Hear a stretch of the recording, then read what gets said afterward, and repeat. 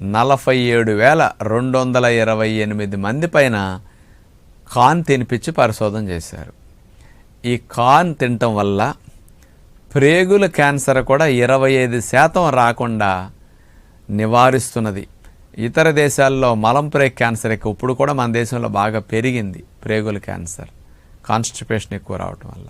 ఈ ప్రేగుల క్యాన్సర్ను కూడా రాకుండా చేయటానికి కార్న్ ఉపయోగపడుతున్నదని నిరూపించారనమాట. అట్లాగే ఐబిఎస్ ఉన్నవారికి, మలం పేగుల్లో తిత్తులు వచ్చి పిలకల్లాగా వచ్చి మలం అట్లా నిల ఉన్న వారికి కూడా కార్న్ చాలా ఉపయోగమని తెలియజేశారనమాట.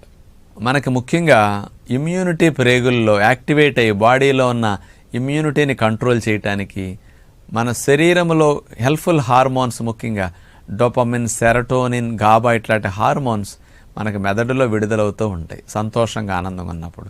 కానీ ప్రేగుల్లో ఉండే హెల్ప్ఫుల్ బ్యాక్టీరియా బాగా హెల్దీగా ఉండి ఎక్కువ సంఖ్యలో